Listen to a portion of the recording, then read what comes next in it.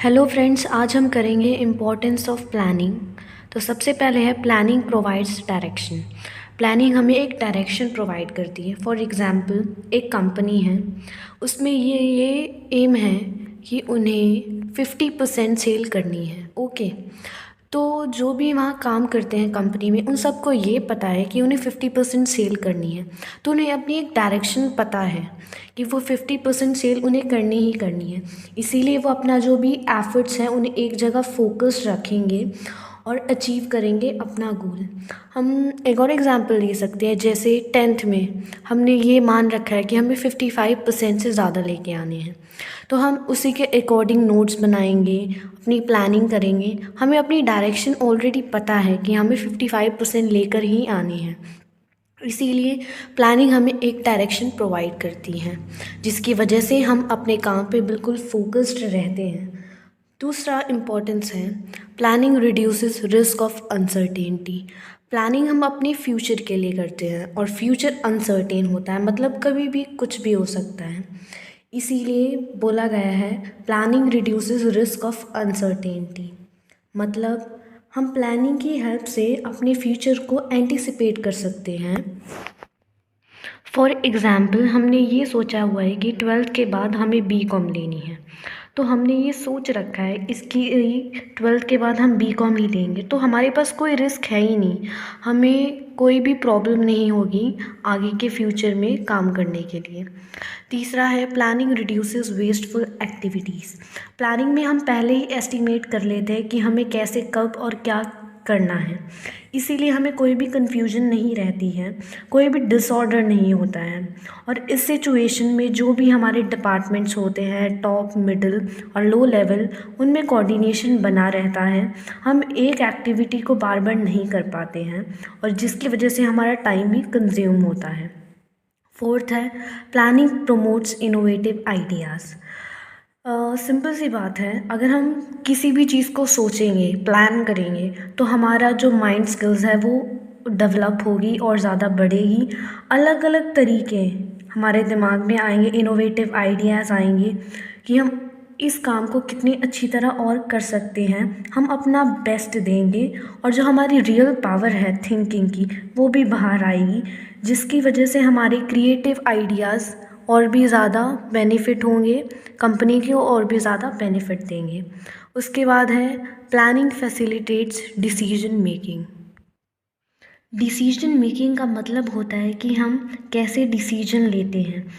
जैसे कि for example, shoes हैं, डिफरेंट डिफरेंट टाइप्स के शूज़ होते हैं, अलग अलग कंपनी होती हैं, एडिडास, नाइक।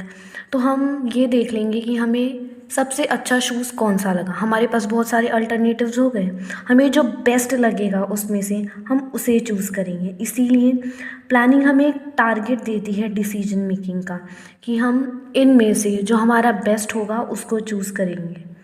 नेक्स्ट है planning establish standard for controlling. हमने जितना भी सोचा, उसमें काम किया, कैसे क्या किया, कब किया, लास्ट में हम जो एक्चुअल काम है उसको स्टैंडर्ड से कंपेयर करेंगे। जब हम एक्चुअल को स्टैंडर्ड से कंपेयर करेंगे, मतलब जैसा हमने सोचा था वैसा हुआ कि नहीं, अगर नहीं हुआ तो क्या कमी रह गई और हमारा ये काम क्यों नहीं हुआ, तो हम देखेंगे और उसे ठीक करेंगे। तो planning establishes standards for controlling. I hope आपको समझ आया होगा। Thank you so much. Planning process. First, setting up objective. सबसे पहले बिजनेसमैन बिजनेस में अपना ऑब्जेक्टिव सेट करके चलता है। फॉर एग्जांपल, बिजनेसमैन को बिजनेस में 15 लाख तक सेल इंक्रीज करनी है। Second, developing premises. Premises refers to the assumptions, मतलब जो बिजनेसमैन ने बिजनेस में ऑब्जेक्टिव सेट किया है वो अचीव हो भी सकता है और नहीं भी हो सकता। एग्जांपल, जैसे हम नॉर्मली बोल देते हैं कि आज बारिश हो भी सकती है और नहीं भी हो सकती, मीन्स प्रीमिसेज पॉसिबिलिटी को शो करती है। जो बिजनेसमैन ने ऑब्जेक्टिव सेट किया वो अचीव हो भी सकता है और नहीं भी हो सकता। Third, listing various alternative. Businessman various methods की लिस्ट प्रिपेयर करता है।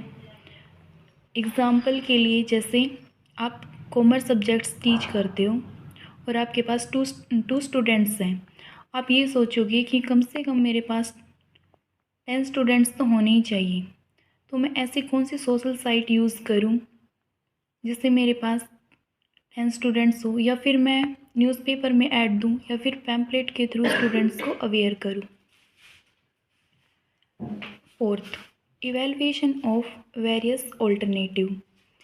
इवैल्यूएशन का मतलब होता है कि जो बिजनेसमैन ने वेरियस मेथड की लिस्ट प्रिपेयर की है, उन ऑल्टरनेटिव को टाइम टू टाइम चेक करना। Selecting an alternative. Selecting an alternative, इसमें ये बताया गया है कि कौन सा बेस्ट ऑल्टरनेटिव है, कौन सा बेस्ट ऑल्टरनेटिव है। जो सबसे बेस्ट ऑल्टरनेटिव होगा उसी को हम सिलेक्ट करती है। जैसे कि कॉमर्स सब्जेक्ट्स का आप ट्यूशन देना चाहते हो और आप स्टूडेंट्स को बढ़ाना चाहते हो, तो आपको सबसे अच्छा मेथड कौन सा लगा? सोशल साइट का मेथड। तो आपने वो मेथड, वो ऑल्टरनेटिव चूज़ कर लिया क्योंकि वो ऑल्टरनेटिव आपको बेस्ट ऑल्टरनेटिव लगा। Sixth, implement the plan. इसमें जो फर्म है, बिजनेस है, जो भी ऑल्टरनेटिव, जो भी मेथड उसको बेस्ट लगा वो उसने सेलेक्ट कर लिया और उसी के बेसिस पर उसने अपना जो प्लान है वो इम्प्लीमेंट किया। Last, follow up.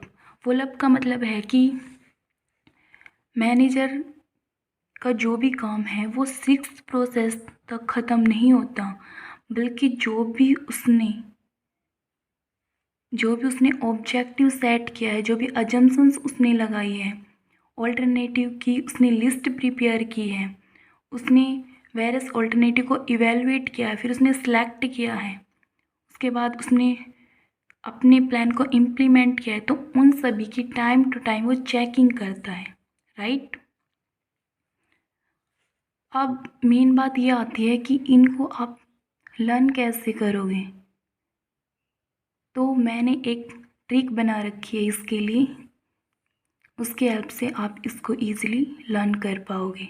ओके, देखो, SDLE, SIF, SDLE, इसका मतलब है सुपर, D का मतलब है डुपर, L का मतलब है लूपर और E का मतलब है एक्सेट्रा, राइट।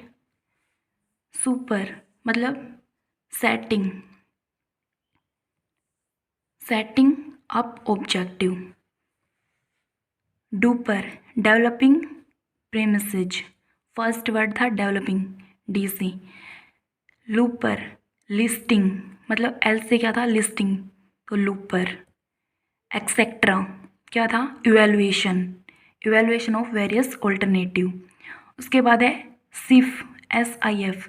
सिफ से हो गया सक्सेस, I से हो गया इंटेलिजेंट, F से हो गया फ्रेंड। Success, intelligent, friend. तो फिफ्थ हमारी प्रोसेस थी सिलेक्टिंग एन ऑल्टरनेटिव, तो सक्सेस से आपको लर्न करना है।